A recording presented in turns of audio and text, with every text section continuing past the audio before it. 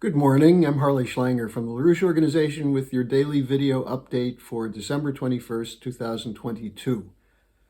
Well, as the war continues to drag on, the proxy war that is, in Ukraine, with NATO taking on Russia, trying to weaken and devastate Russia and possibly have a regime change against Putin, the danger that's implied by this, the danger of an expanded war, including a possible nuclear war, may be beginning to sink in the heads of some of the NATO leaders. At least we see a glimmer of reality reflected in some comments made by French President Macron yesterday in talking about the threat of the war becoming a continent-wide war. Is he recognizing the danger of World War III? Well, in an interview with French television, here's what he said. Peace requires security and territorial guarantees for Ukraine, but also for Russia. Now, this is a repeat of a statement he made shortly after returning from the United States, where he said that Russia has legitimate security concerns, that they're concerned with NATO's eastward expansion, about the deployment of advanced weapons on their borders, on their doorsteps, he said.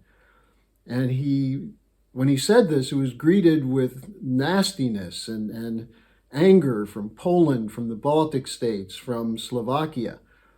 But he addressed those angry comments in yesterday's interview. He said, those who reject this approach, that is of mutual security guarantees, are proposing a, quote, full war. It will involve the whole continent, unquote.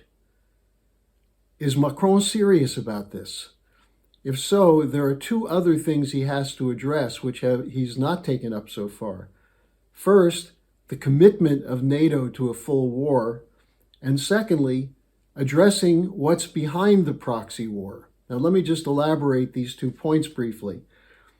The commitment of NATO is clear. We saw it with the NATO foreign ministers meeting at the end of last month, and continued comments from European Commission President Ursula von der Leyen, NATO General Secretary Stoltenberg, U.S. Secretary of State Blinken, a whole raft of British dignitaries from the defense and security departments. What they keep talking about is the need for more weapons and sticking to the war. That is, Ukraine fighting the war with NATO weapons. The idea of negotiations has been rejected by NATO officials. Meanwhile, Zelensky's coming to address the U.S. Congress today. What's he going to do? He's going to demand more weapons. He's going to bask in the adulation from the war hawks he'll be speaking in front of at the Congress. Is he going to ask for more than what Biden has promised in the most recent $38 billion package? Now, it's clear that the war hawks are mobilizing in full in the United States. Just an example of this, there was a reception on December 8th in Washington for the Ukrainian ambassador to the United States to commemorate the 31st anniversary of the armed forces of Ukraine. Who sponsored this event? Northrop Grumman, Raytheon, Lockheed Martin, and something called the Ukraine House, which is run by the U.S.-Ukrainian Business Council. These are key components of what is called the military-industrial complex. The Defense Secretary of the United States comes from Raytheon. So here we see their continued commitment to full-scale war. Then there's the British side. We have comments from City of London officials, the Chatham House, and others talking about expanding the war, attacking Crimea, and so on. And now Prime Minister Sunak, who's temporarily occupying the position as Prime Minister, took a trip to Latvia and Estonia, where he reiterated the commitment of the United Kingdom to provide more weapons and troops into this fight. He said he reaffirmed having a battalion on standby in Britain to dispatch to Estonia as part of what he called NATO's forward presence in Estonia. Now, it's not surprising that Latvia, Estonia, and Lithuania, which have very small populations and a large section of their population of ethnic Russians, have been leading the demand for expanding the war. So if Macron is not going to take on the war hawks directly, how serious could he be? Now, the second question is, what's behind the proxy war? And that has to do with the collapse of the Western economies, and in fact, the world economy, which is not caused by Putin, but by Western policies, including sanctions against Russia, sanctions against many other countries, the Green New Deal, the quantitative easing policy to bail out Western financial institutions. That's what's causing the collapse. You can try and blame it on Putin all you want, but the question always comes up, why is Russia not collapsing at the same rate in spite of the draconian sanctions that have been imposed against it? What we're seeing is not just the collapse of the Western financial system, but a move toward a new potential financial system based on a development architecture.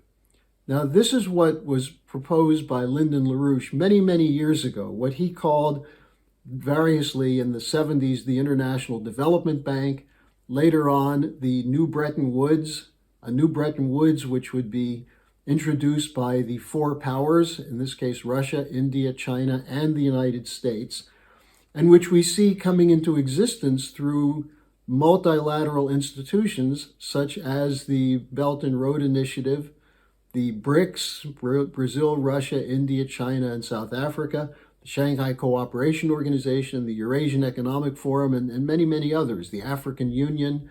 We see it taking place in the Middle East also with Xi Jinping's recent trip there.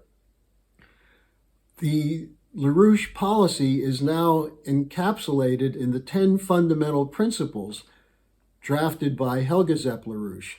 And it starts with one primary concern, which is the recognition of legitimate security and development demands and requirements of all nations, of all sovereign nations, with an overriding goal to eliminate poverty.